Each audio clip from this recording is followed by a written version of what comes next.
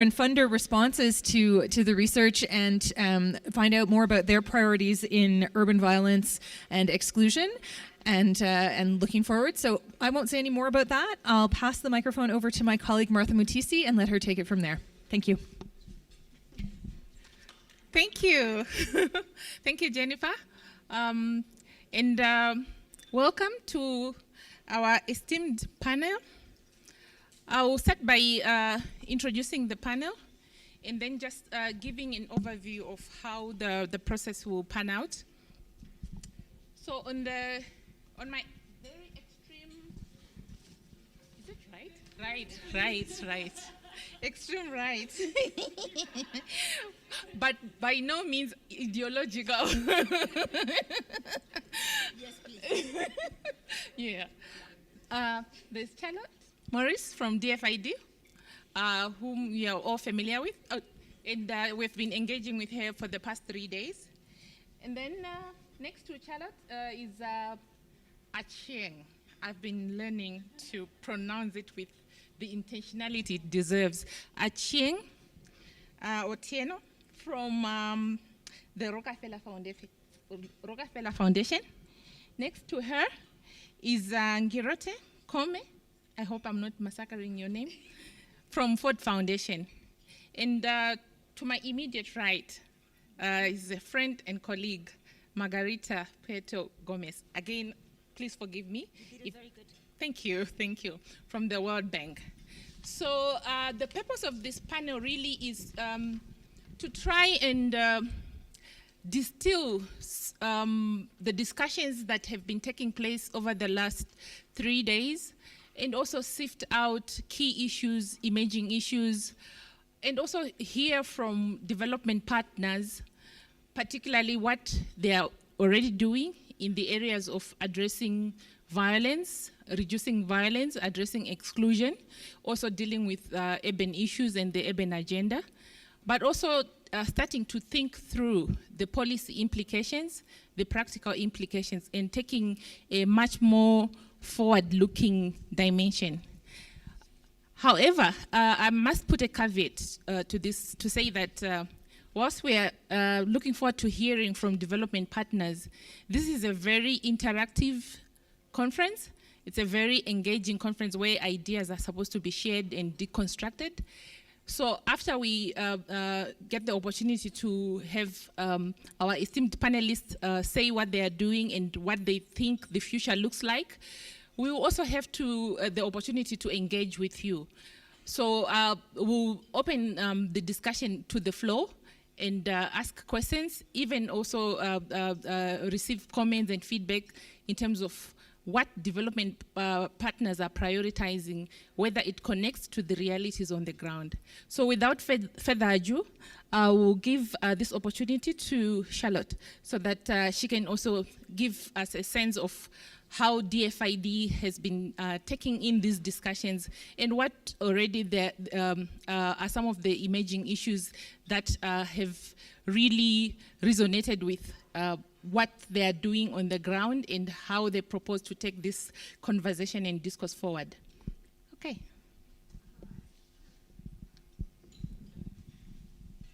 Hello, that's a bit better. Hi, I'm aware we've got the after lunch session, so let's definitely put things out to the floor as quickly as possible. But a few things for me. I mean, we were literally just starting our discussion by talking about, okay, how are you going to frame this kind of set of questions around the future direction when we've got an election back in the UK about to happen, you've got an election here about to happen in Kenya, and one of the massive big challenges for all of us is that we're working in this environment with really shifting politics, and so. So it's kind of interesting because I can't talk about what the UK government's great policy interests are going to be in a couple of months' time, because I literally don't know. But I can give you some of my reflections on where I think the debates are going. And it's interesting because I think in a kind of 20-year career, I've actually been kind of surprised at how little the major issues that we keep discussing seem to change. You know, there's about 20 issues that kind of go round like fashions. And, you know, and if you look back, I was doing a search last night, if you look at a lot of our urbanisation policies at the moment, there are documents from back in 2000 and, you know, before that. The policy documents don't look too different, but the context has changed dramatically.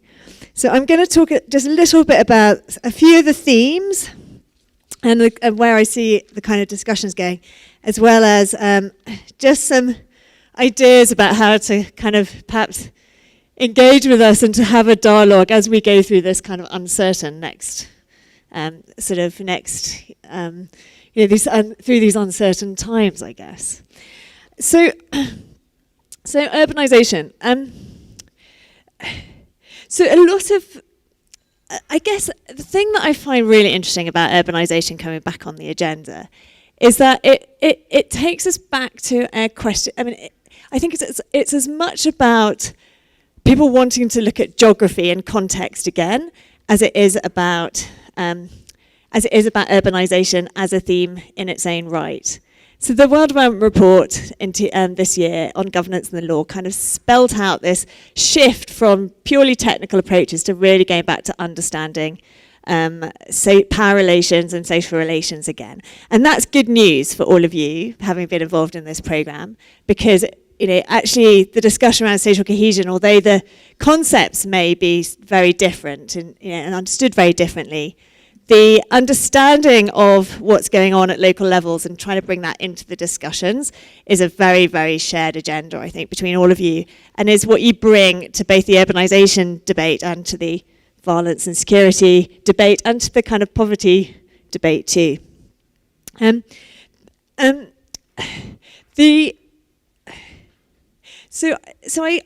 think that is quite a big shift, and it's partly because of a recognition that this massive focus on state building that had sort of built so much momentum 10 years ago is being challenged in some quite major ways. But I'm not sure we've quite got beyond that to try and understand so there's a lot of talk about doing things differently, doing aid in a different way, trying to find better ways of engaging with people.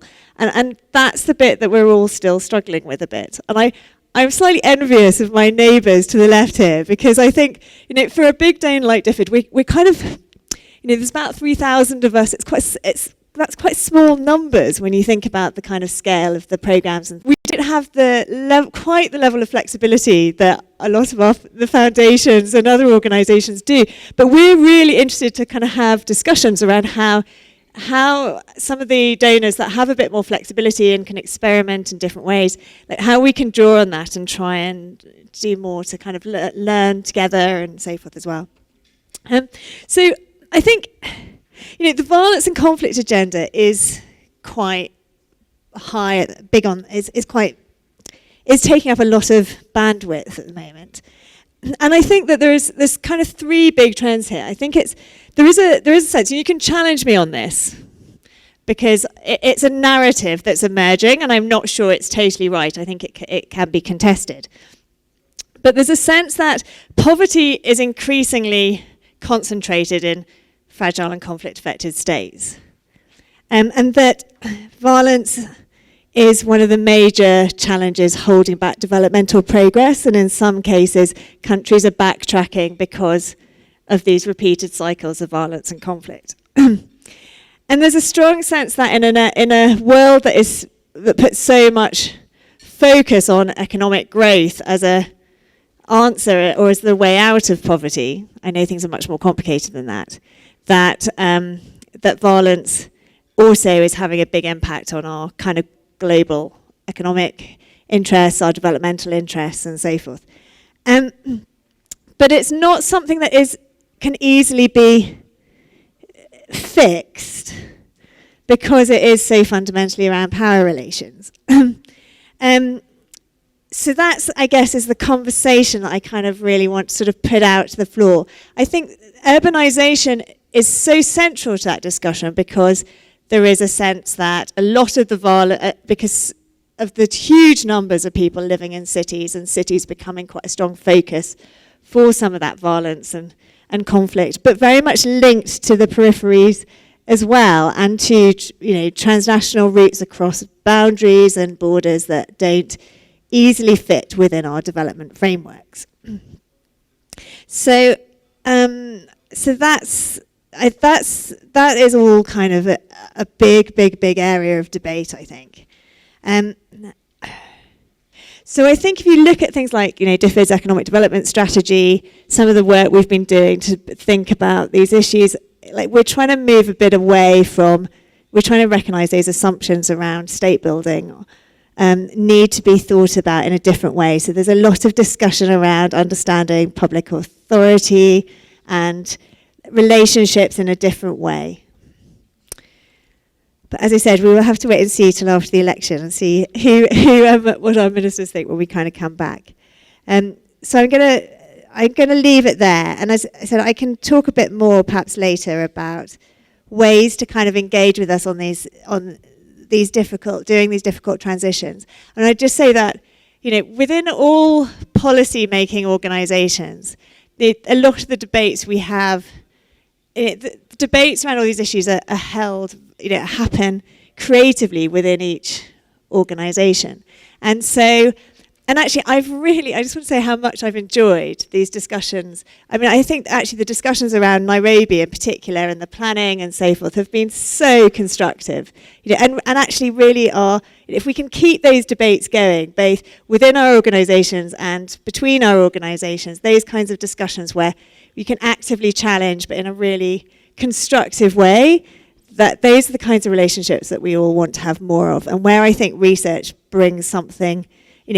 That's really the reason why we essentially put quite a lot of resource in DFID into research, to try and have those challenging discussions, to try and kind of generate new ideas, and to try and help us stop making the same mistakes again, dare I say it. But anyway, thanks very much.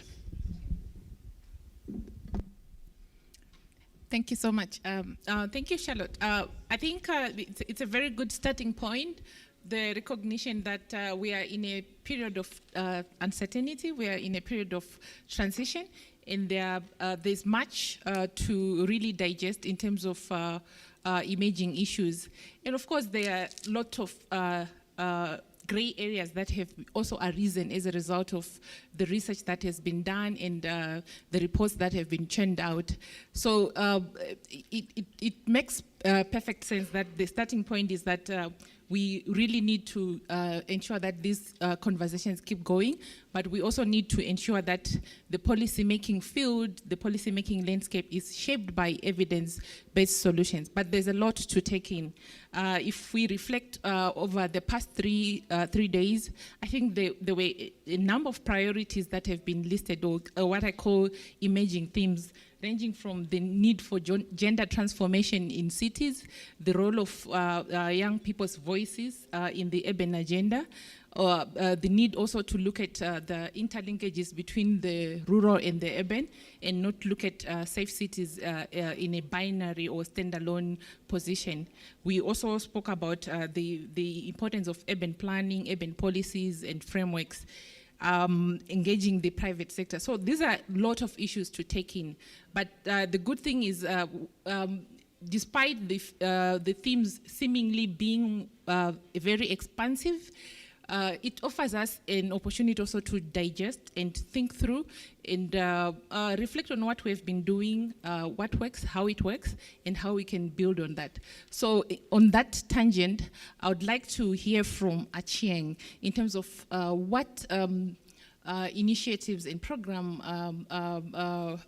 initiatives that you have been undertaking, and what lessons can you draw from them in so far as they seek to respond to the whole issue of reducing exclusion, dealing with inequality, dealing with poverty, but also specifically looking at the urban issues.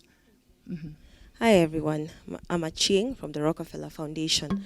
So at the foundation, when we think cities, we think their transformation, and we think about resilience, building their resilience. Okay, is this better? Okay, so we think about resilience building, and most of us here in the development space, and you have our own definitions of resilience. At the foundation, we think of it as the capacity of any entity to be able to bounce back, survive and thrive through a disaster, and bounce back and be better than they were before, and also possibly reap the maybe unexpected benefits from any of these calamities. These calamities may be anything from the shocks and stresses that occur. Some are expected, some are unexpected. For example, in our part of the world, when we think flooding or drought, some of these tend to recur, but there are also the shocks that are unexpected, like maybe a terrorist attack, especially recently in this part of the world. So building city resilience just to enable them to be able to plan better so that they can survive through such situations and reap the benefits in something that we call the resilience dividend. And I'll give you an example later. So the foundation is 104 years old. In 2013, during our centennial, we launched a challenge that some of you may know about, known as the 100 Resilient Cities Challenge. We were basically calling on cities all over the world to apply to be part of a network that can learn from each other about best practices in resilience building, and also just to shift the thinking about let's not wait to survive disasters, but we can plan. We can plan for them and therefore spend less in planning. So we can spend more in planning and then spend less in recovery. So that was 2013. 4 years later, 100 cities have already been selected from all over the world, different sizes, different populations. Altogether, they represent about a fifth of the world's population. 10 of them are from Africa. And there are four main benefits that these cities have by virtue of being in the network. The first thing is that each city gets funding to hire someone that we call a city resilience officer. A lot of the time when a city is hit by something, it's not always clear who's held accountable. The buck stops with who. A city has different kinds of leaders. And especially in our country right now, with devolution, there are several different people you could call upon. But in this scenario, you would have a city resilience officer that you would ask, what plans do we have in place for this? Do we have enough funding, and what interventions are we going to put in place? And if anything goes wrong, you can ask him also. So this officer is situated in the office of the topmost senior official in the city. For obvious reasons, we've been mentioning policy over and over again. This is just to assure the commitment of the government and to that matters resilience are going to be a priority and have the requisite budgetary allocations. We're not going to wait for something to happen and then start asking for government support, because this position already exists there. And then secondly, this officer would get technical support to draw up a resilience strategy for the city. As I said, different cities have different needs. So even the funding, originally we used to get a lot of questions. The investment was $100 million to begin with. So the question was, is every city going to get $1 million? And that's not the case. It depends on the unique needs of each city. So he would get technical support to draw up a resilience strategy, and then also access to a platform of partners and tools to enable him to implement this strategy. These partners are people like us here, NGO sector, other donors or technological companies to help them with risk assessment or securities or just to create programs to intervene with the issues that come up in their cities. And then fourthly, the city would be part of a network with 99 others that get together regularly to share lessons on best practices on resilience building, who is doing in which area. And some of them have shocks and stresses in common. They experience the same thing, but others are better at facing them than others. So Nairobi is actually part of this network. For those of you who did not know, Nairobi came in the last cohort, which was announced in May last year. And just as an example, the governor's office was very heavily involved. He actually constituted a team that used to meet regularly with partners from the University of Nairobi to write the application that they sent to IDRC. And what that helped with is that it was based on data and knowledge. These were folks from the Department of Urban Planning at the University of Nairobi, and with the endorsement of the governor's office. It was a requirement for any city to apply with the blessing of the city's CEO, so that when this officer is hired, he can be part of his team, and the city CEO can put his vision down on paper with this resilience plan, and therefore maximize on the support from the partners and the tools that were made available and the lessons from the network. And thankfully, the application got through. So if I'm not wrong, I walked in this morning when my colleague from the city council was speaking. They should be in the process of either hiring an officer or just writing the strategy. And our approach, being resilient, as I mentioned earlier, is so that you can just invest more in planning, so that in case of a disaster, you spend less. A few years ago, the World Bank released some stats to us that 1 in every $3 spent in development is lost when it comes to disasters. That's like taking 3 steps forward and 1 behind each time. So with resilience planning, we don't have to be at the mercy of recurrence. We learn our lessons when these things happen, and then we don't always have to start from scratch as though it's new, and then you spend money better, and that money can be channeled to other development interventions. One case study that we like to share, now when it touches on matters exclusion and urban violence, the first cohort of cities included Medellin in South America and Colombia. For those of you who've been there, know that the topography is so irregular, with steep slopes and narrow alleyways. And for, I think, a long time in its history, it was known for urban violence and a very high homicidal rate. There was a shift in leadership, and then they started to invest in city infrastructure in the form of gondolas, just to enable more accessibility throughout the city, because people would be stuck in traffic for almost 4 hours just to go to work.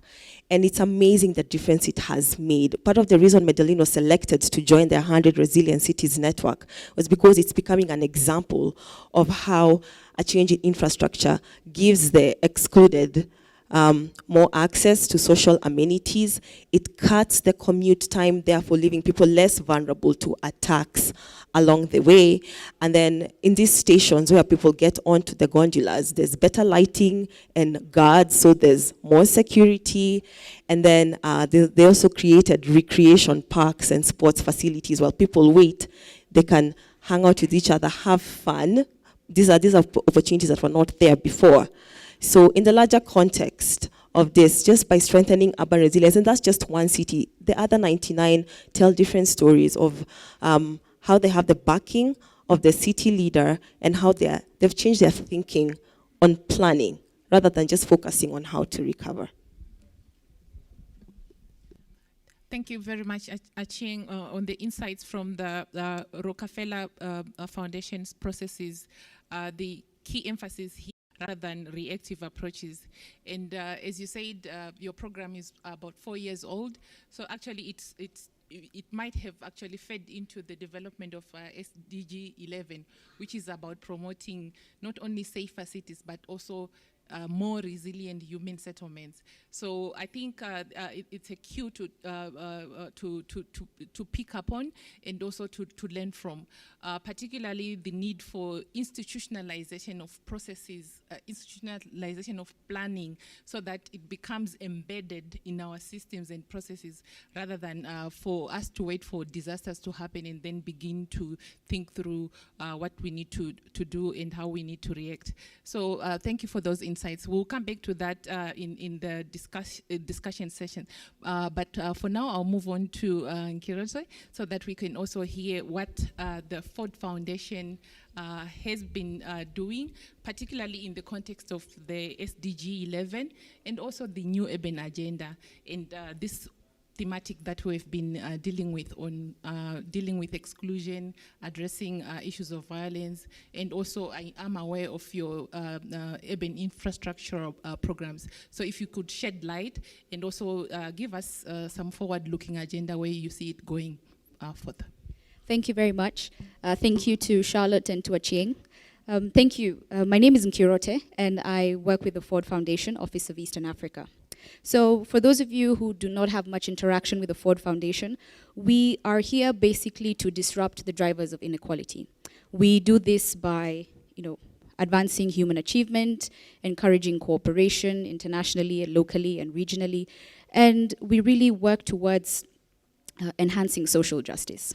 So our programs are not as old as Rockefeller and DFID, which gives us the ability to be nimble in how we plan for our urban agenda. So when the new urban agenda came out, the Ford Foundation looked at it as a way to plug into an existing level of standards to help us achieve the work we want to do. And in order for us to do that work, we have to be very intentional about getting diverse stakeholders in the room and being purposeful about being accountable to each other so that we can achieve what we want to achieve. So with the Ford Foundation, our work has primarily focused on infrastructure and the impact of infrastructure in inclusivity and in urban areas. We are aware that urban areas shape the way we live, the way we connect, and the way we interact with space around us. So one of the things that we've been doing in the recent past, in the last year, we've worked with an institution called the Institute for Transport Development Policy. And we've worked with them in the growing city of Kisumu in Western Kenya. Kisumu is a very interesting city because it's the last major city before you get to Uganda. Therefore, it acts as a hub for transport and a lot of government administration. So the infrastructure needs, and by infrastructure I'm referring to roads, have to address the needs of large-scale haulers, and also it has to be nimble enough to accommodate the versatile uses of the people who live and work around Kisumu. So usually what would happen is that designs would be made far away from the epicenter of impact. That is, they'd be drawn up and very few people would have an opportunity to give a voice or to give an opinion about how this infrastructure is going to shape and reflect in their lives. So what ITDP did is they got together the city officials, and they also got together civil society actors and local users of infrastructure and asked, how exactly would you like this road to look like? Because the road must have accommodation for large trucks, but at the same time, it should serve the hawker at night who comes to sell his wares and the children who use it to cross the road to school. So that process showed us that by letting people into the room, you could make changes to infrastructure. And a lot of the times, there's a lot of resilience. Sorry for a double play on the word, but there's a lot of resilience and resistance by some people. Resistance in the fact that they're worried about cost, and they are worried that changing the design would be more expensive. And this process was able to show that using smart design approaches and using a more consultative approach, that this is actually possible. So thank you. I'll touch more on examples that we have a bit later, but thank you for now.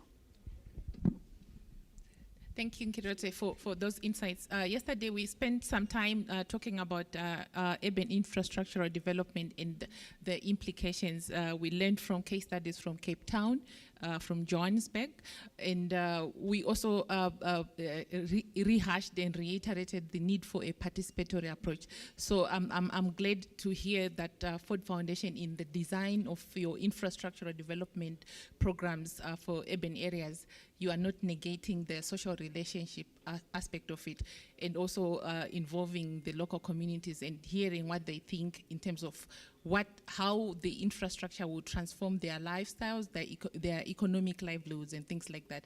But we'll come back to that. This discussion will not be enough if we do not refer to the bank. The World Bank, I think it's one of the precursors of these discussions on the interlinkages between livelihoods, exclusion, and vulnerability. And if we refer back to the World Development Report, I think it was a seminal document that represented a paradigmatic shift in terms of the way we approach issues of violence, exclusion, and poverty reduction. The need for an integrated approach, the need for a very comprehensive approach. So I'm keen to hear from you, Margarita, in terms of the program priorities of the World Bank. What has been happening at the level of the bank? What lessons can we draw from what the bank has been doing? And how do you see us moving forward? Thank you very much. And thank you also to the organizers for all this great work, for also, it's just showing a long process. And then it is also, it's important to reflect, like, we need to constantly reflect on what we've been doing and what works, what doesn't work. So these type of discussions on research, policymakers, and development actors is very important. Sometimes we get the tradition of doing the same for years, right? And without reflecting what are we learning, what has worked, what is not working. So we don't keep doing it, hopefully. So thank you very much for that. And the reflection I wanted to give is to share this afternoon is actually reflecting the work that has been presented before. In a way, the World Bank has been working has a long tradition working on urban infrastructure and also slum upgrading, on urban revitalization, which is a new conceptualization, and addressing issues of violence prevention. Since the 90s has been doing this work with very long and extended projects on slum upgrading and integrating approaches that combines the whole issue of social inclusion, that combines the issue of social investment with urban infrastructure. And I think we have learned from that. I think we have learned what works, and what works is also consistent with the global evidence on violence prevention, and this is about the municipal approach. And I think some of our colleagues were talking about South America, we're talking about South Africa, and a lot of this experience show that it's the municipal approaches and the city engagement that has the strongest impact on violence reduction. And this is also with a strong component on community mobilization. At the end of the day, the problems and the answers are at the community level. So those experiences that have been able to mobilize communities around issues of violence prevention are those that also are showing the best results. And those that actually manage to have a good relationship between the municipal and the community level are more sustainable too. We know that data is a very important issue, and data collection has been something that the World Bank has been investing in all these projects, especially through methodologies that has been tested in Colombia, what they call the violence observatories, which is integrated information systems. When you have information from the police, have information from the health centers, and then you can constantly validate this resource, this information, and that information is also informing policy making. So that data is at the heart of a good programming. And then we are also investing a lot and have been working a lot on developing policy and planning, working again at the municipal level, but also through participatory process. That is something that you also were highlighting. We also know that what works are those approaches that combine prevention with control. And especially because the dynamics of violence are changing so much. I think I was just having a very informal conversation about like how countries like Honduras, for instance, where I'm coming from, has the highest homicide rates in the world. Plus, well, there is always like a variation between Honduras and El Salvador, but I think it's just a statistic issue. They're on the same level. And then those countries actually have more fatalities than any country with an open conflict.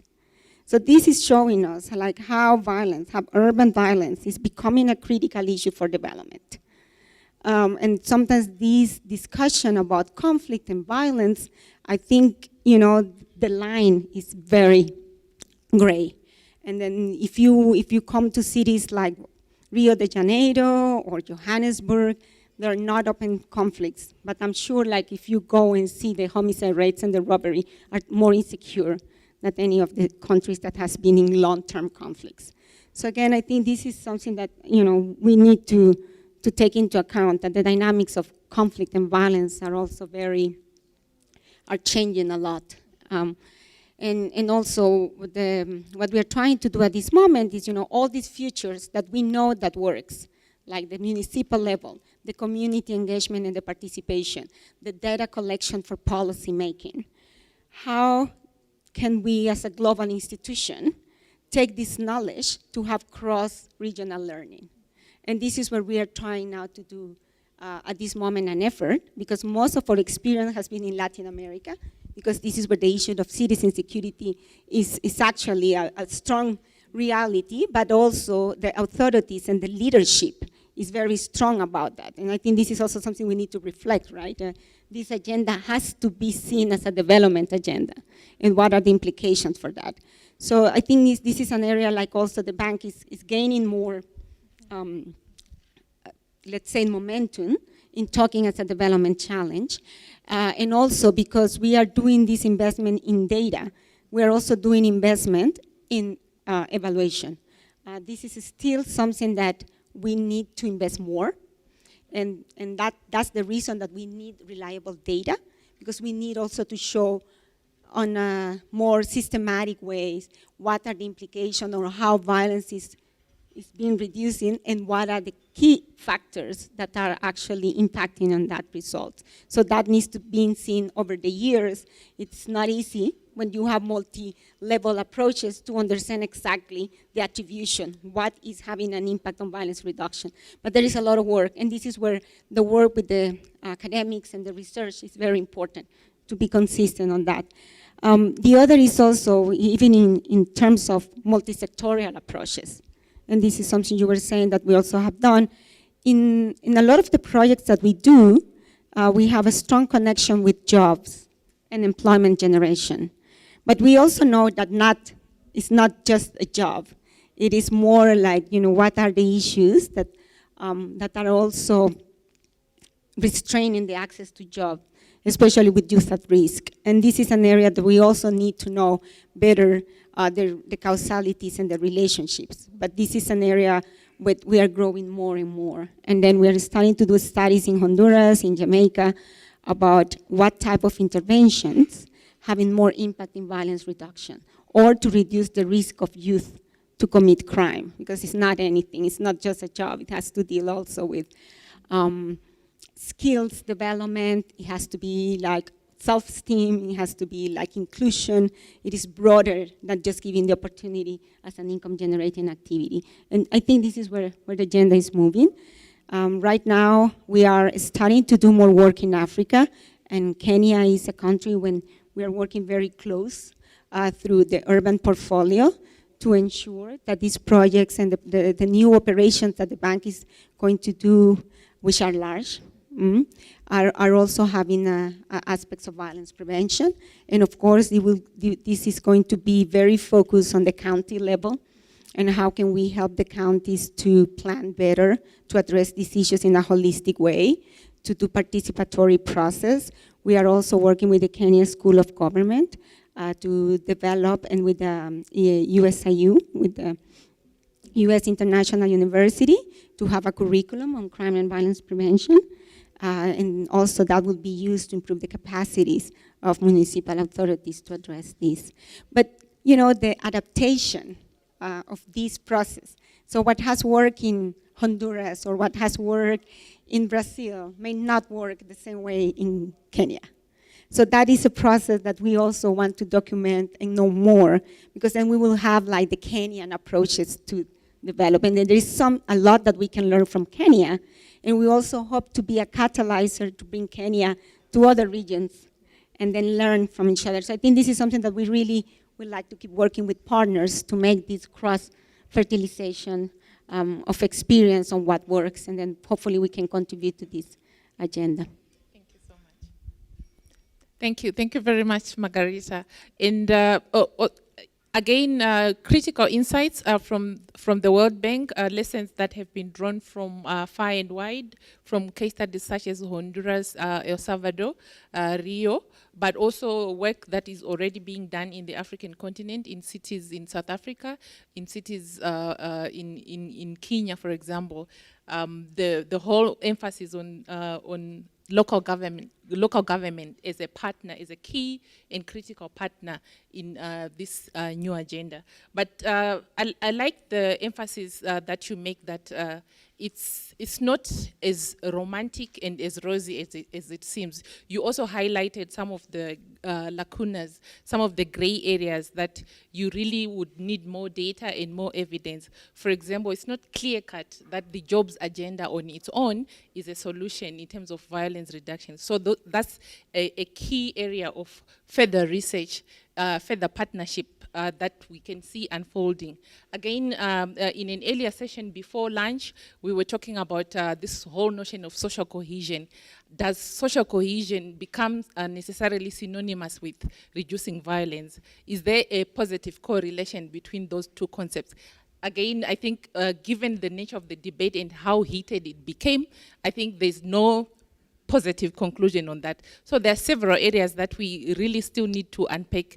And I think I'll take that as a segue to ask my last question to the panel before I open it up to the floor. That what are the gaps that you're still finding that you really wish you could have more evidence, more data, and when you identify those gaps, what are the opportunities for partnerships and further programming? So I'll go back again, start with Charlotte, to really talk about emerging gaps, the unknowns, the gray areas that you really would want to be expanded upon and shed light on. And then we'll move to the rest of the panelists, and then I'll open it up to the floor.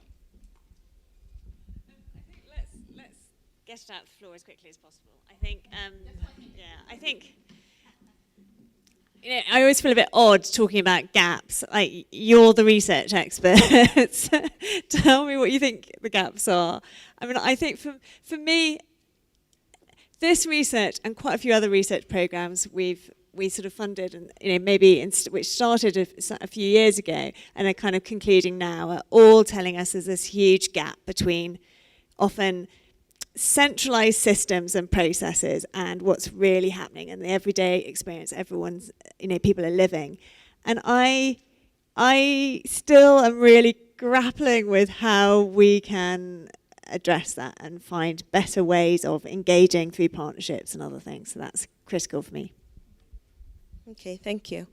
I wouldn't really refer to this as a gap. It emerges as an opportunity for us in all our work, and not just for 100 resilient cities, which we pioneered, but in general also in development, the need for the use of data and analytics. You find that most of the time decisions are made, strategies are drawn based on history, especially when something is recurring. So there we see an opportunity to invest in data and analytics. For 100 Resilient Cities, one of the organizations that's in the platform of the partners that the City Resilience Officer will have access to is an organization known as Palantir, which helps the cities to draw up the data from, I'm not sure what number of years back, but especially the cities that have recurring disasters, to enable them to see trends, to make predictions who would be hardest hit and how much money then they should invest. And that's the thing, it influences decision making. It's based on facts, it's more accurate, and you will get back a return that's better than if it was just, let's see what happens. Yeah. And then secondly, we need to share our lessons some more. Yeah, a lot of these cities, and also just countries, we face similar situations. We need to share our perspectives some more. We need more forum for sharing. In many situations, there's no need to reinvent the wheel. You just probably need to call up your neighbor and ask them, what did you do in this situation? Of course, it's not as simple as it sounds, but I think there would be time saved, money saved, and effort, and lives eventually, if we just shared our experiences more. Thank you. Thank you. I'm going to echo what the previous panelists have said. And we at the Ford Foundation are really looking for data. The reason we want data and we need data is to inform us on better decision making. We need this data to help us understand where the disparities in urban areas are and what kind of disparities these are. Are they economic? Are they social? Are they environmental? And how harmful are these disparities? And once we understand that, we can be able to start working towards addressing those disparities and being sort of the co-driver or just the enabler to helping people understand how they can tackle these disparities. So I would say our biggest opportunity and one area that we are really keen on in developing and growing is data, and data that works and data that's useful. Thank you.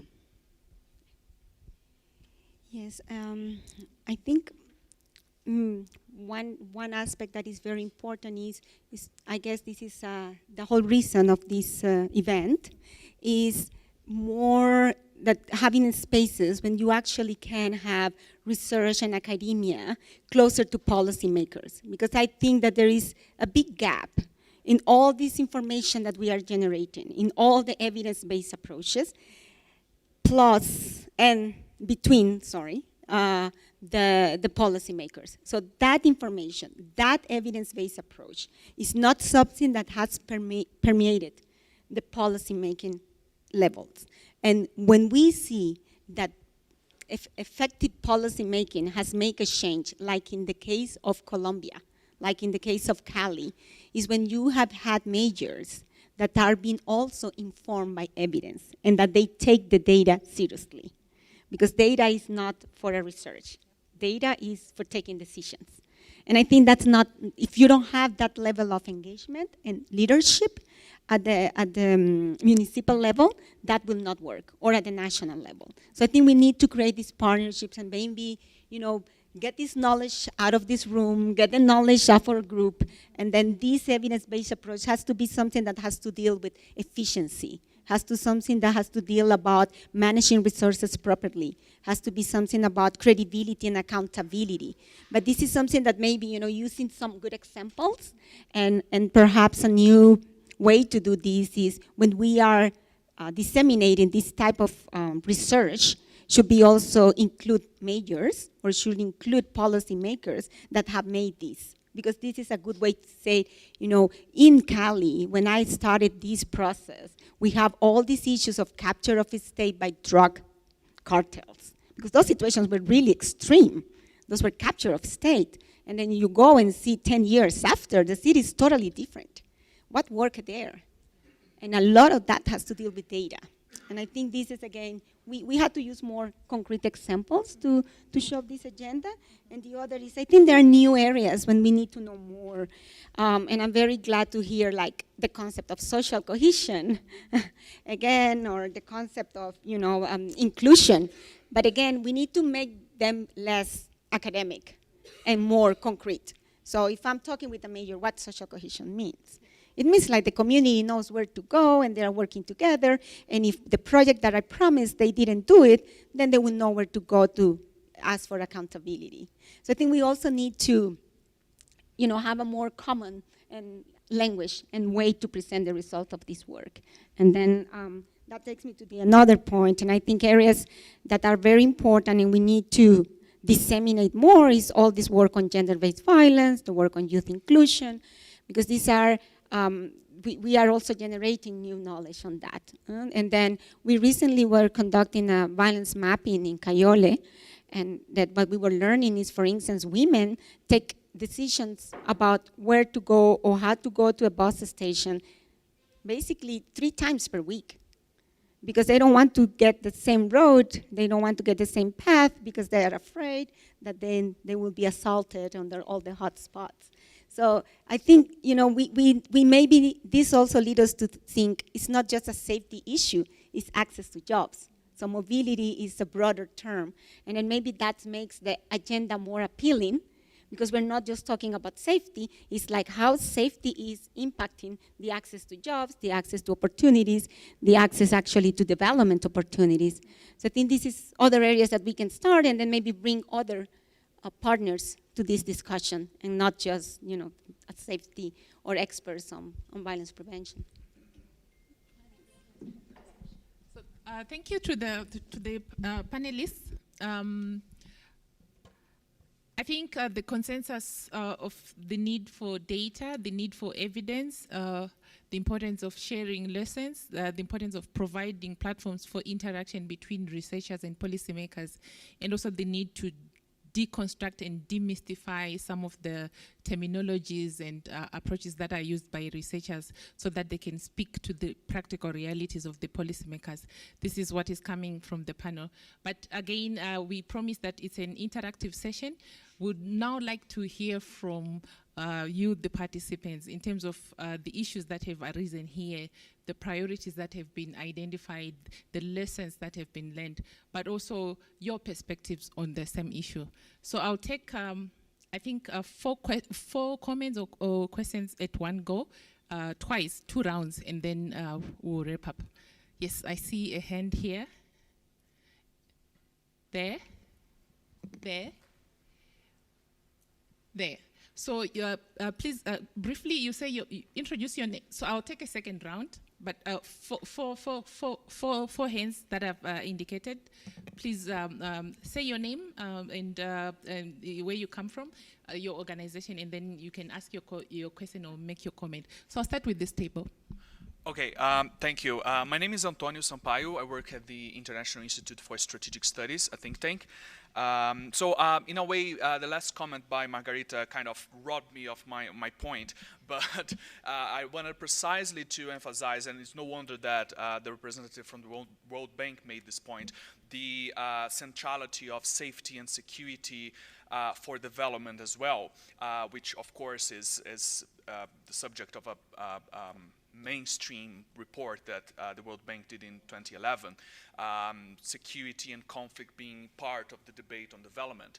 And I wanted to clarify with the representatives from Ford and Rockefeller especially, but also DFID, which I must admit I'm not fully familiar with the full range of work it's done on cities, but the impression I have from Rockefeller and Ford is that safety, security, especially when we talk about the sort of more classic concepts of security, at least in a popular term, which is anti-crime, kind of policies to counter crime.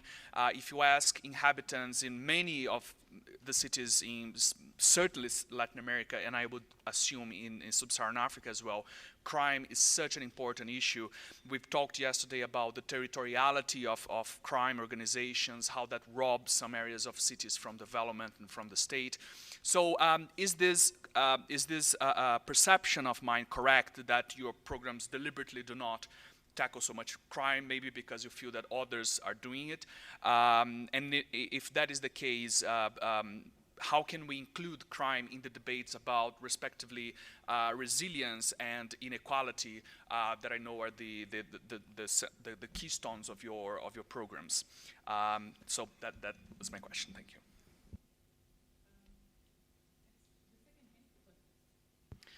Thank you. Jaideep Gupte from the Institute of Development Studies. I had a quick comment and a question. To pick up first on your point, Charlie, on fragile states, I think there is a very strong case to be made to link cities and urbanization to DFID's priorities on fragile states. But I think that has less to do with where the poor are located and more to do with the fact that almost all of the fragile and conflict-affected states are, either already significantly urbanized or are rapidly urbanizing. And of course, you have the issue of where cities themselves are fragile, either due to the violence of war or due to non-conflict related violence like homicide. More broadly, my question was to perhaps all panelists could reflect on the indicators for success on the SDGs. I'd made this point earlier as well, but of course donors have a really important role to play in shaping the types of indicators and the types of measures that are used to measure sort of progress and success on the SDGs, on the New Urban Agenda. And I wonder, we heard through the last few days on data that matches the reality and the everyday realities of the communities, neighborhoods, streets, cities that we study. And I wonder where each of your organizations places their priorities in terms of measuring success of the SDG and the New Urban Agenda.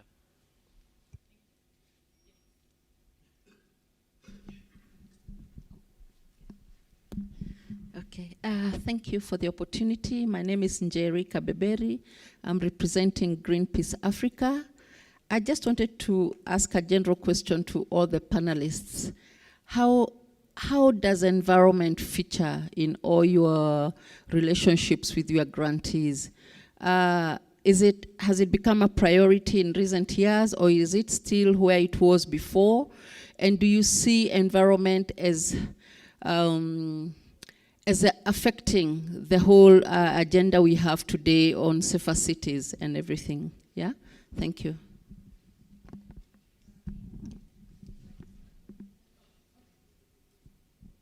Yes, hello, thank you very much. My question relates to the earlier comments that the panelists were making about generating data. Sorry, I'm Nosheen Anwar, and I'm from IBA, which is a university in Karachi, Pakistan. I've been involved in the SAIC project, one of the projects that was funded. I'm very keen to see donors like, I know the Ford Foundation doesn't work in Pakistan, and there's a specific kind of history behind that. But for the other donors, DFID and the World Bank, I know the World Bank is now getting into Karachi in a very big way. But the kind of data that is being generated, I find that sometimes it's sort of somewhat disconnected from some of the deeper structural dynamics that are unfolding in countries like Pakistan. I can only comment on Pakistan sort of in a very marginalized sense in relation to the rest of the global south. And one of the key issues that I see that is incredibly important before me is this whole issue of economic restructuring that has taken place in countries like Pakistan over the last 20 years. As Pakistan's economy, for instance, has liberalized in the last 15 to 20 years, what we're beginning to see is a sort of a diminishing role in terms of employment coming from traditional industries such as manufacturing, and jobs coming more and more from the more sort of consumption, consumerist-oriented services sector. In fact, the services sector has become a very important feature in generating jobs in cities in Pakistan, and that's kind of where the so-called informal economy also plays a very important role. And I think the importance of this economic restructuring is incredibly important because so it's very significant because typically speaking, conventionally history has shown us that there are more jobs created in history, in industry. You set up a manufacturing plant, you create more jobs vis-a-vis building a shopping plaza or a mall and opening up a retail store. And this is actually a conundrum for Pakistan's future, I believe, in terms of where are jobs going to be generated. And now increasingly with the whole sort of mania with the One Belt Road Initiative that China has triggered and the China-Pakistan Economic Corridor, whose future we know absolutely nothing about because of geopolitical strains in the region, there's extensive talk about, creating special economic zones and industrial zones, but not much is happening because it's a Herculean task. So I think this issue of generating data on, what is happening on ground in cities, and of course cities are now expanding at an incredibly fast pace, and we need to question what we mean by the urban also, that precisely how, what does the data look like in terms of this entire terrain of economic restructuring that has taken place over the last 20 to 25 years. And I know that in the Pakistani context, vast majority of reports that are generated, I would say that all of them rarely ever take a historical perspective on this. And I think it's very, very important, very necessary to sort of bring the historical aspect of economic restructuring into conversation with what's going on right now.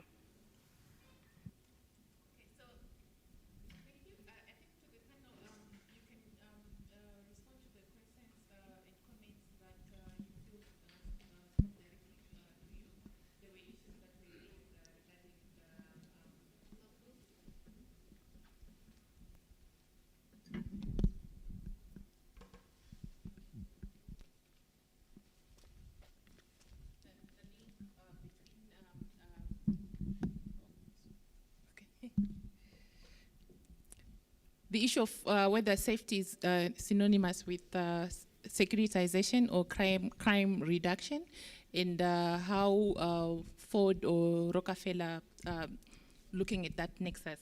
And then also the issue of the fragile states is being one of the key priorities of DFID, given that most of the fragile states are also rapidly urbanizing. Is this what is also influencing the approach for DFID? I think there's also a question on the environment, whether the programming and the priorities on violence reduction, on dealing with exclusion is incorporating the environmental dimension. The restructuring of the economic frontiers towards the move towards service sectors, how does that impact on the way we do things, the way we do business, and the way we engage with our programs and processes. Yeah, I think there was also a question on whether the data that we are using is connected to the practical, is grounded in practical realities, and are there issues that we need to really closely look at more. So to the panel, this is not in any order, so please, you can. Yeah. Okay. You already have the mic. So the fragile and conflict states thing. So this is an interesting question about whether poverty is located in fragile and conflict states more or not. I think there is a big debate about where poverty, like what the big poverty issues are of the next 10 years, that it's kind of really important for us to keep re-examining. And I think that if there is evidence that might be challenging that assumption that it's increasingly concentrated in FCAS, then that's a really interesting conversation to have.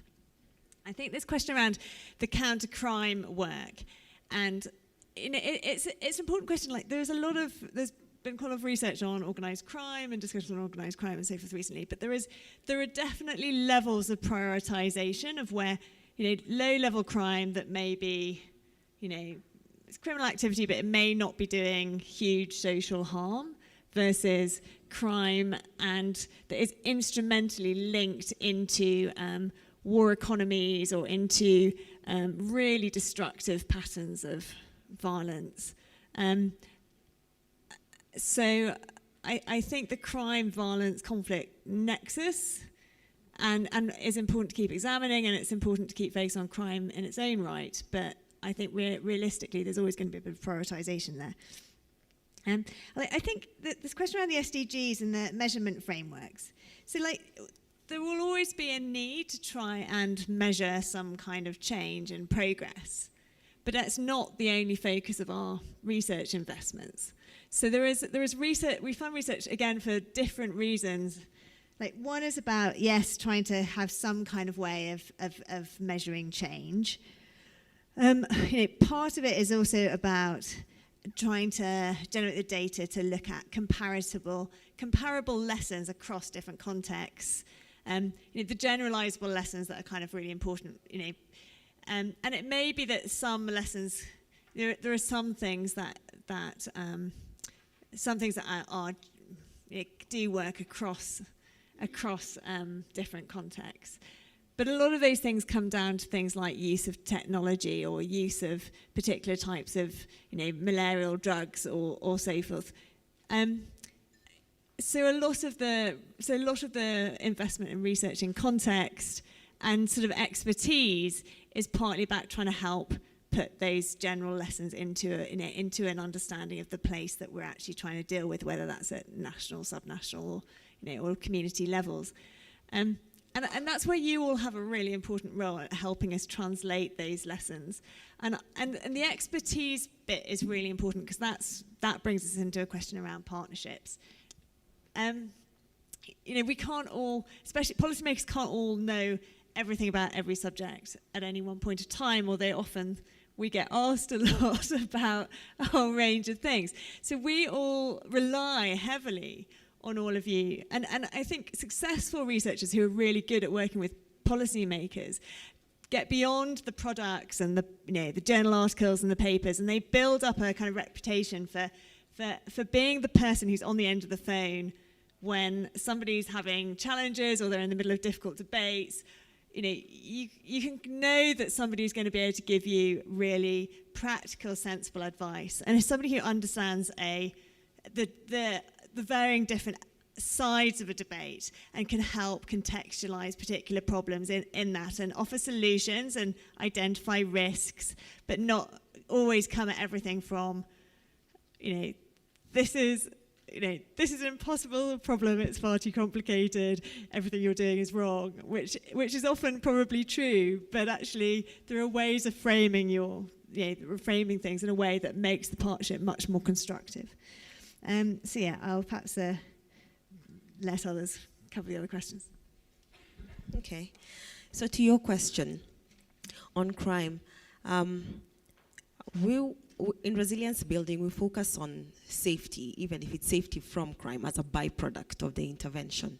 So maybe not addressing the crime directly or specifically, but through weakening the drivers that would lead people to commit crime. I gave an example earlier of the city of Medellin and addressing just one thing, one challenge that the city was having about infrastructure and accessibility, and how it just changed the whole makeup of the city and give people more access to the social amenities that were able to meet their basic needs, and therefore has led to a reduction of the crime rate dramatically in about 7 years now, counting. And a lot of these interventions are there in place before even Medellin joined the network, but now being part of the network is making them invest more in these things. So as a byproduct. And the other things would come by virtue of just these people being able to access their offices sooner and in securing their livelihoods. They don't have a reason to think about who to attack for their next meal, for example. To the question on indicators for success for the SDGs, now in general, I'll just give you 2 examples of work we have done with partners on the African continent. One for the African continent is UNECA, United Nations Economic Commission for Africa. We've partnered and they have rolled out an African Social Development Index. The African Union actually had the presidents asked for this index to be rolled out in their countries. So we partnered with UNECA a few years ago. We had a convening and talked about the lack of data and just numbers for these countries to use. So interestingly, it's the presidents that asked for it. So you can find out more about how it's being taken up because they've presented to ministers and stakeholders and it's being taken up pretty well. And for resilience, there's an organization called Arup International that have formulated a city resilience index that would probably be useful. To the question to Njeri about the environment, I am not able to give you examples about work we have done in Africa for the Rockefeller Foundation, but yes, one of our issue areas has been on valuing ecosystems and just looking at the toll that's taken on the environment as we invest even in other sectors. And yes, it does take a toll. And a new partner for us in the Africa region is an organization called Takataka. We're just about to venture into a partnership that's addressing garbage management, garbage collection around the city. So me and you can keep in touch to see where that goes and other opportunities that come from that. I'll leave it at that. Thank you. So I'll start off by addressing the question on the environment. Most of the work that the Ford Foundation does, not most, actually all of the work, is trying to disrupt inequality. And sometimes the disparities in inequality are environmental. So in situations like that, we do take into account the environment. It may not be the main focus of our work, but it is a byproduct in trying to get people a healthy and safe environment. We support work in Kibera, which is a large slum not too far from here, and we support access to water. We support young girls having safe passageways to school. So we do really support work in the environment in an expanded context. The next question I'll address was on crime and the work that we do in urban violence. In the earlier part of my speech, I talked about the fact that the Ford Foundation work in urban spaces is nimble. So it means that we are still in that stage of developing our work where we can be able to address different drivers of inequality and disrupt them. And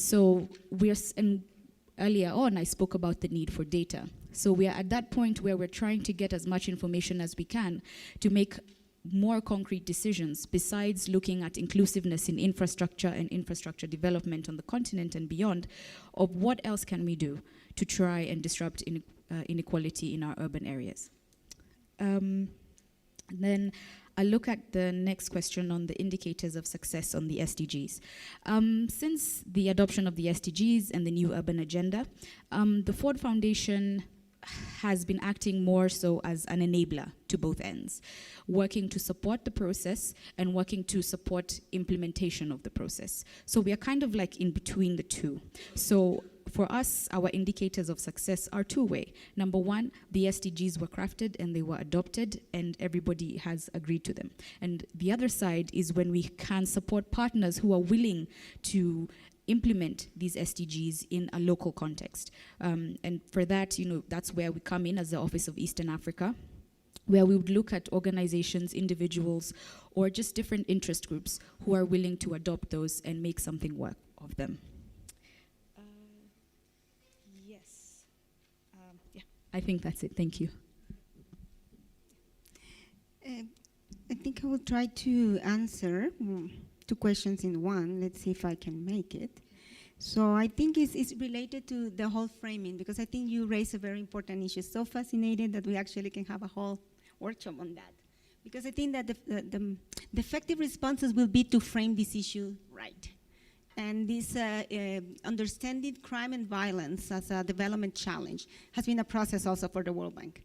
But and even in areas, even in regions like Latin America, what we did was a lot of analysis on the implications and the cost of violence in terms of the GDP, in terms of the investments that the government does in the health sector to attend victims of violence, or just having some proxies from the hospitals, what it means on domestic violence, or just the police, how much is invested in security versus how much could be invested in prevention. So I think this is where you get to a point when you can frame these issues as a development challenge, and then you can tell a government, this is the investment, this is the how you can reuse these funds in another way.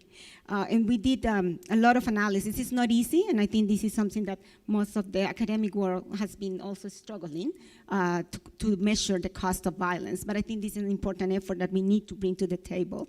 And this will take us to the issues that our colleague from Pakistan was talking.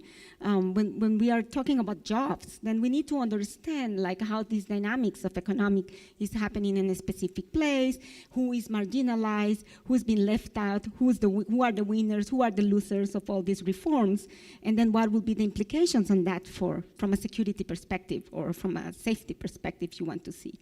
Because, we are seeing these high levels of unemployment. It is about women and it's a men, they're young. We need to understand all this demographic. We need to have more disaggregated data. And I think this is part of the problems that we're having to measure these issues. So then we can target better what populations are at risk. And I think this is the type of, knowledge that we need to have more. And we were talking also about indicators, but we will not have indicators if we don't invest more in data. And governments will not invest more in data if they don't find it useful. So again, coming back to this more informed dialogue and creating these leaderships, and then also making more closer connections between academia and also NGOs, research institutions, and policymakers will be very important. Thank you so much.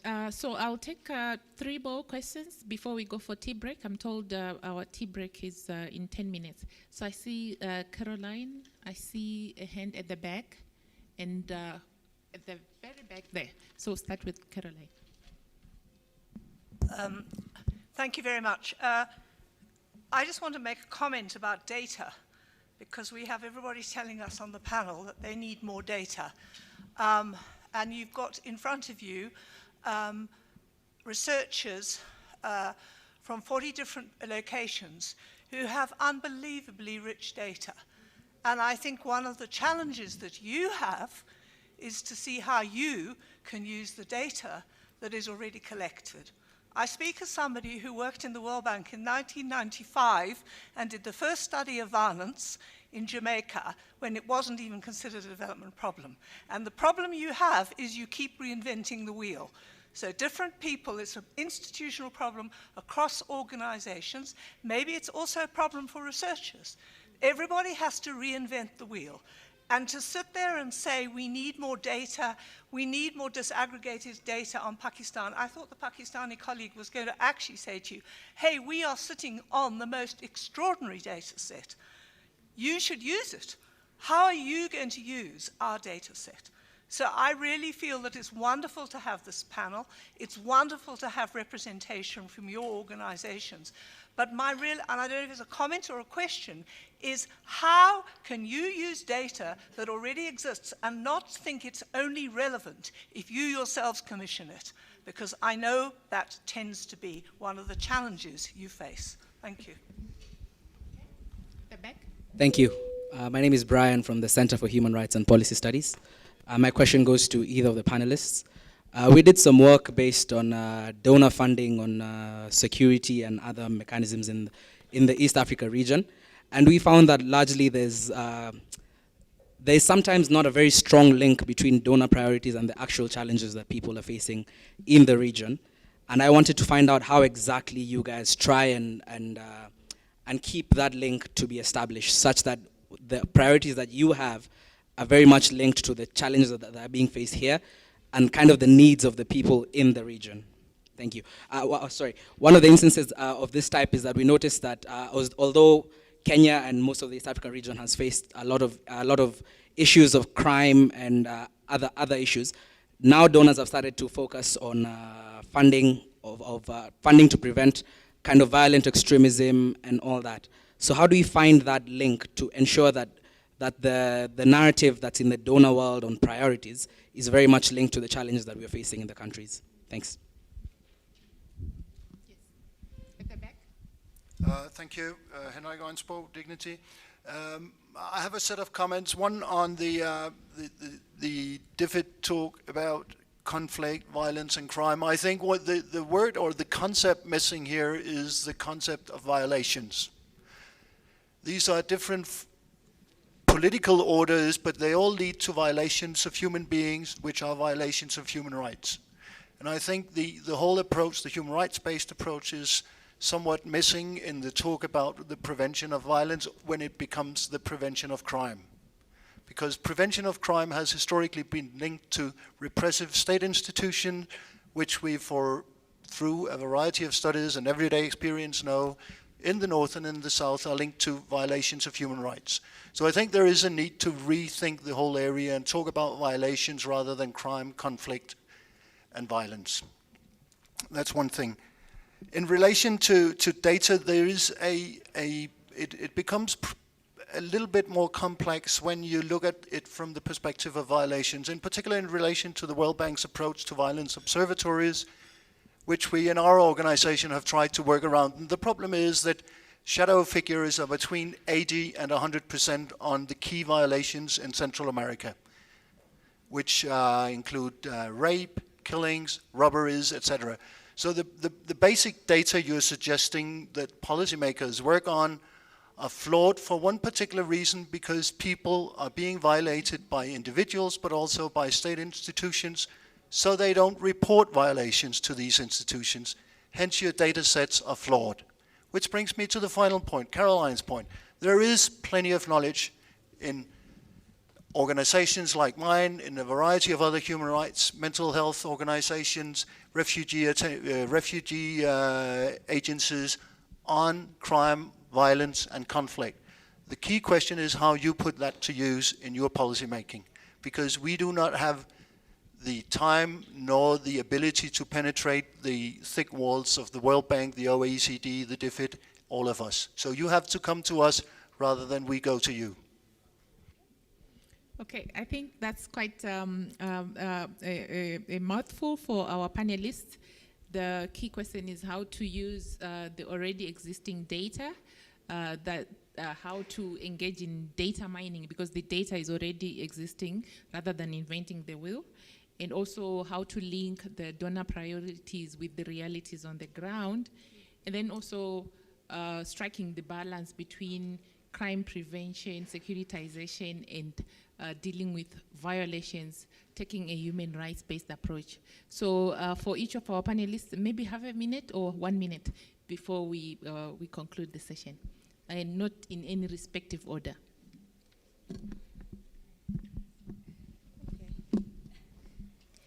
Okay, so challenge taken about access to data. Sometimes a challenge indeed is not the lack of, but just lack of access. So the challenge to us is to access it and how to use it, as my colleague said at the back. But also we have multiple roles as donor. Create it or access it, but also sometimes we can enable its use or enable its spread. The example I gave the other gentleman who asked a question earlier about the work we've done with the Africa Social Development Index, we did not generate the information that they're using or the indicators. The Rockefeller Foundation simply supported them to roll it out to more African countries. They were working with a very short list, and we extended that to about 21 countries to cover more members of the African Union. So just as an example, and in agreement, yes, there's creation and then there's access, and if it's there, yeah, we ought to use it. Thanks. These are all very good points. I don't know how we solve the fact that there is huge amounts of data out there that's not being really used very well, and it's I think it's something we all need to seriously get a grip of and try and find some better ways to deal with, and I think that's partly. You know, and it's got to happen through some kind of different types of partnership. It's very easy for you guys to say we should come to you. There's also a lot more researchers out in the world than there are DFID staff members. So I think what we try and do is build in fairly healthy resources to help with kind of uptake and engagement. And I know it's a real nightmare. It can be really difficult. If there are things that we can do to improve that, then come and talk to us about it. I think, for me, it's really difficult working, especially having worked in a lot of countries affected by conflict, because there's a whole load of things that are not easily understood and dynamics that are not easily understood through alone by the research. And I get quite a lot of pressure from my DFID colleagues, especially the more practice-orientated ones, that they struggle to understand how to take the big lessons coming out of the research and the data analysis and help them make decisions in environments where the context is changing really rapidly, and especially in conflict areas where, you know, the warring parties aren't going to be obvious about what their intentions are. In fact, conflict is all about trying to promote particular to promote things in a different way, and it can be really difficult to navigate through all of that. Somebody recently wrote about Syria saying it's probably the most over-analysed and reported conflict we have ever seen, and yet we can't understand it, and yet it's probably the most misunderstood. So actually, you know, the amount of data out there is sometimes, you know, analysing it all is quite a challenge, especially given all the big data issues and the way that the media is changing. I think, you know, we're all really grappling with this, and, you know, the fake news trends and so forth. You know, I think it puts the pressure on all of us to think about different ways that we kind of communicate. The CVE security issues. I get that these frameworks and some of the policy agendas are going to be relevant in really different ways to different countries. And, you know, they get discussed, and there are reasons why policy agendas become popular at particular moments in time, and they all get onto the, you know, UN General Assembly agendas and so forth. But what works for you in different places? It's very difficult to push back on donors when a whole load of new funding is being made available for an agenda, because, you know, automatically you want to try and reshape your agenda to access that. And I know that puts a huge amount of pressure on you. And I remember working for smaller organisations trying to deal with that. And there were occasions when bosses that I had when I was working in the NGO sector would push back and say, look, we're not going to accept funding from that donor because we think the policy agenda they're pushing on us is just not fitting with what we believe passionately needs to happen in this area. And some donors are better at understanding, at listening to you trying to tell us that. Sometimes it's an understanding of the issue that people are grappling with, and other times it's something structural to do with the systems and processes that they can't quite change things enough to do what's needed in that particular place. You know, and again, like, we need to just keep discussing how to try and do things in a way that give, both on the research side and on the practice side, give local organisations more flexibility to do what's needed. And I think a lot of the discussions around, you know, decentralisation and, that getting more resources out to local levels and giving more flexibility are kind of really important in that respect. Just one last thing on the security stuff. So, we've touched on it, but there are some really big, difficult security threats out there that the world is trying to grapple with, and somehow, there are kind of big risks that the reaction to all of this is, I think as a number of your research pointed out, is over-hardening, building up walls, militarizing, using military institutions to try and protect big economic infrastructure initiatives, and setting things up in a way that actually severely undermines the positive elements that communities and others can really bring to this agenda. Again, a lot of this has got to come down to, again, it's a difficult agenda to get right. And I get the important point about focusing on violations and not just crime and security in these ways. And again, we've got to find creative ways of just continuing to think through that debate, because it's not going to get a lot easier. Thank you. So I'll look at the question on how could we be more responsive to situations on the ground. I'll speak from a point from the Ford Foundation. I think what has helped us, particularly in the Office of Eastern Africa, is our presence. We've been here for over 50 years. So we do have that history of understanding what's going on in the area and trying our best to support different initiatives that are trying to disrupt inequality. And I think from our long-standing presence in the region, we've been able to build connections with people and been able to be part of conversations and also part of solutions and also part of challenges.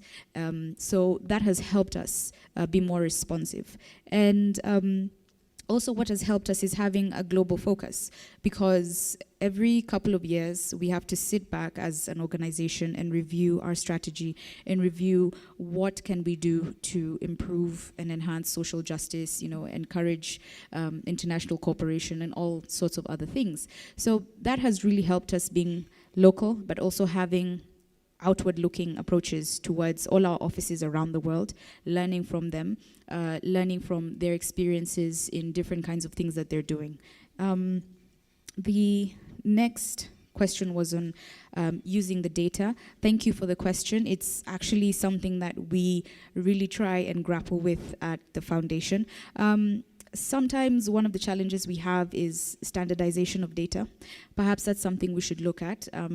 It's maybe if we're using data from outside sources that's not being commissioned by us, perhaps we should have public standards to say, if you're going to commission a research and you want it geared towards something like this, maybe these are the things you should be taking into account and ascribing to.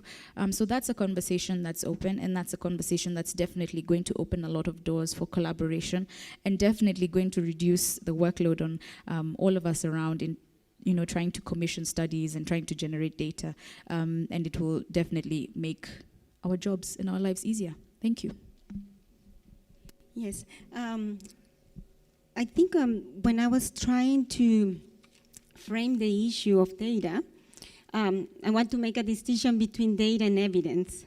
I think I was trying to talk more about how can we create this demand on the policymakers. So it's actually not a relationship between the development partners and the researchers. It's a relationship between the policymakers with development partners and researchers. And if the World Bank can be a catalyzer of this process, or DFID of any development partner, that has an important role. I don't think it's not like how can the bank open to listen better to NGOs, which is another question, and we take responsibility. But the question that I wanted to pose here is how can we make this more appealing? How is this demand for having evidence-based approach? Because we are keeping this discussion among experts. But then the policymakers keep continuing replicating things that don't work, things that you are showing in this discussion that are not working, and other things that are working but they are not doing. So I think this is where we need to, for me, it's not a relationship between the people who's in this room, and apologize, maybe here there are policymakers and I'm not, but I wish that then we have those voices in the driving seat. Because at the end of the day, even if we come with the base data and I bring the whole impact evaluation that the World Bank has done in Jamaica for 10 years, if it's not the Jamaican leaders who are here taking that into practices, then it doesn't have sustainability. And I think this is, so sorry, I think it was this discussion about information and data and evidence, which are two different angles on this. But just also to reflect that the evidence-based approaches are coming actually for NGOs and are coming from practitioners who have been doing this work for years and who have good partnerships also with researchers to start to answer this question, what works and what doesn't. And then what we're trying to do now, bringing the agenda to, for instance, to Kenya, is what we learn in Jamaica, what we learn in Honduras, what we learn because most of our experience is in Latin America, and how can we contextualize, because here is different. You know, it's not an issue of crime and violence. This country has so many different forms of violence that are interrelated. The dynamics of political violence are very related to criminal violence. So we cannot just export ideas. We need to work with the locals to create the evidence that is relevant for Kenya. So I think this is something I just want to clarify, but I still think that we need to invest more in information systems that are reliable. Even if people is not reporting, even with all the gap of reporting that we have, if we don't build those systems, we will never have this information. And you know, this will be a process. We can say 40%, we can say just 30% of people report, but we cannot just deny the importance of police record. We cannot deny the importance of having institutions that work, because this is what we want at the end of the day. And that's what I was saying, that maybe a good example will be to bring those good experiences, like you were mentioning Medellin, but also Cali, but other majors that have been taking very seriously the issue of data and information systems. And then that discussion will be different about what can be done. Please join me in really appreciating our panelists. I think this panel has more than encouraged me personally in the firm belief of first reflective practice. The idea that even development partners also need to sit down and say, what have we been doing right? What has been working? How does it work? And what are the challenges that still remain? So the need for a backward-looking as well as a forward-looking agenda has been reiterated throughout the conversations in the 3 days. But also what has encouraged me is the notion of appreciative inquiry, building on what works and highlighting what works and strengthening what works. So I'm very much encouraged, and I'll end on this note that if we want to go far, let's go together. Thank you.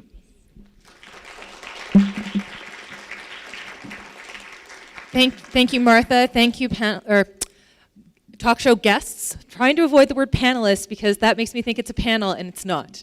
Or roundtable guests, thank you again. So we clearly have tons to talk about, but I realize that we've been working very hard for 3 days and we're just in the home stretch. So I don't want to cut this break short unless people are going to disappear, in which case I will. So I would say let us reconvene at 20 minutes to 4, and we'll take a little bit of time from the last closing remarks. I think we can make those short to make sure that we have enough time for the last forward-looking roundtable, which I think is going to be really exciting. So I do encourage you to stay for that. And yes, so just once again, join me in thanking our donor colleagues and Martha. Thank you.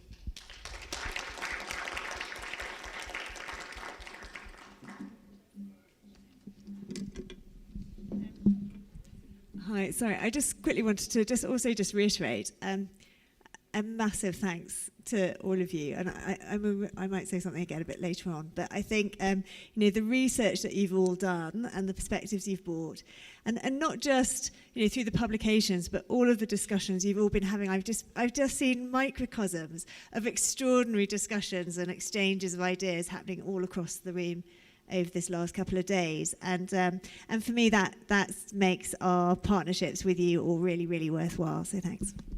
And obviously, a big thanks to IDRC for also investing in all of that too.